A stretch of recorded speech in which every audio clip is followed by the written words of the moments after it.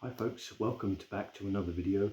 In this video I want to do a comparison of Ghost Stories, the film and the play. Now I actually saw the play recently this week. It's currently on its revival tour. It's just started started last week, and I saw it at the Milton Keynes Theatre. It's there currently for 5 days until the 22nd.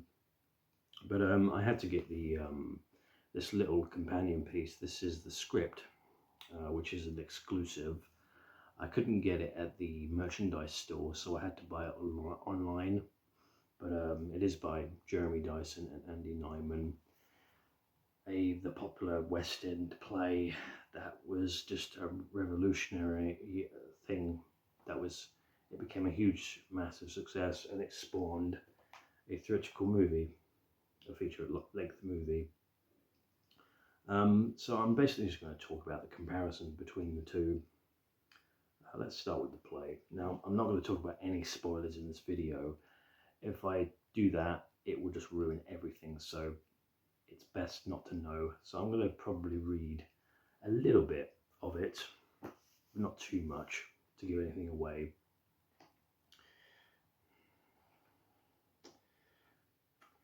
Overall, it was just a fantastic night out at the theatre.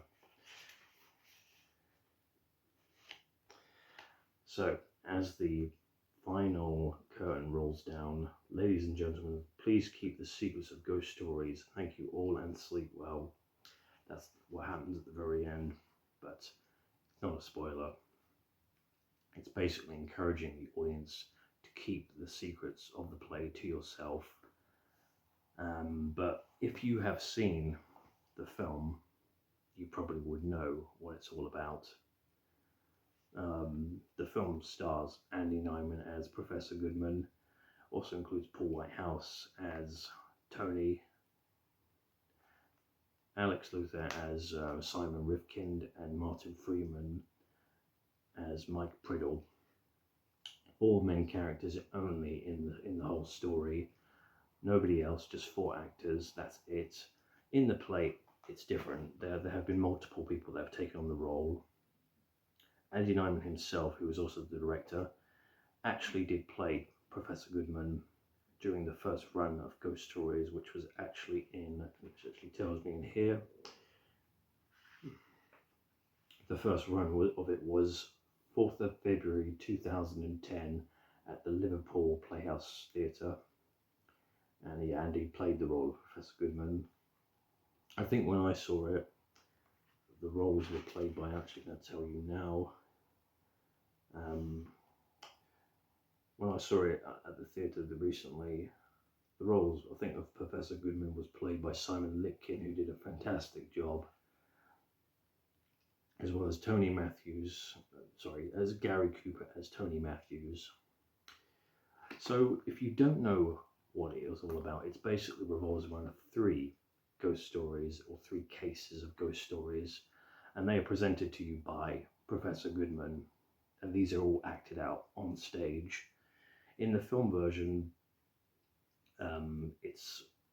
they're cases that have been assigned to him by someone else, and he has experienced them with you in the film, whereas in the play, Professor Goodman is telling you literally to you. He's talking to you, the audience, which is quite clever. Kind of does break the 4th wall in a way, which I always love.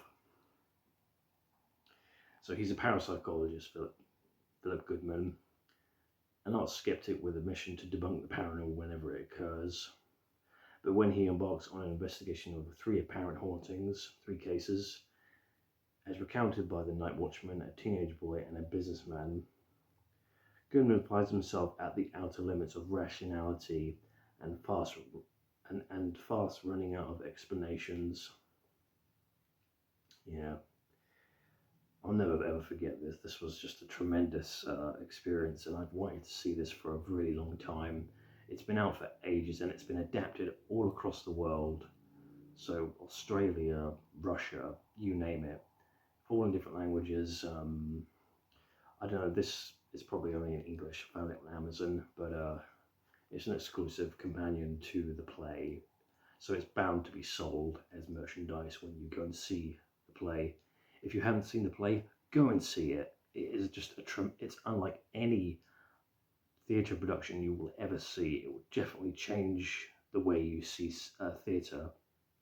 I mean, most days we're used to seeing musicals, and they just get old, boring sometimes. So it's nice to have a bit of refresh and a horror play for once. And we all know that The Woman in Black was the first one to do it, and this being the second ever horror play. There have been others, but this is the Mac Daddy of them all, and it's just a tremendous experience to behold.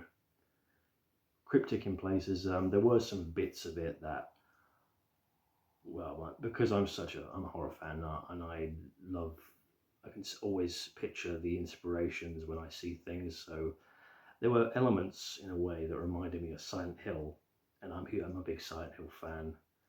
I wouldn't say Resident Evil, but I'm a gamer as too, so there were moments where, like for example, holding a flashlight, pointing it in the dark, definitely reminds me of Silent Hill, and there are moments like that in the play and the movie, of course. So in of itself, they are both the exact same story, but they're just told a bit differently. As I said, in the play, Goodman presents the cases to you. In the film, you're experiencing the cases with him, but he's not talking to you as such. Somebody else is assigning him to the cases. I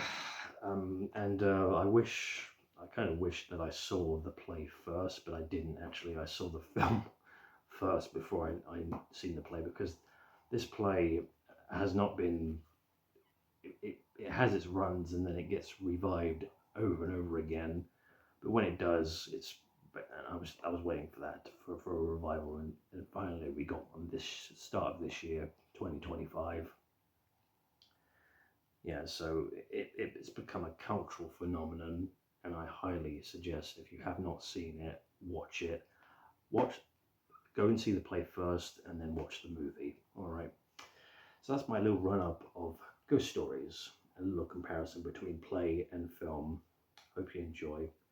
Like and subscribe, and I'll see you guys in another video.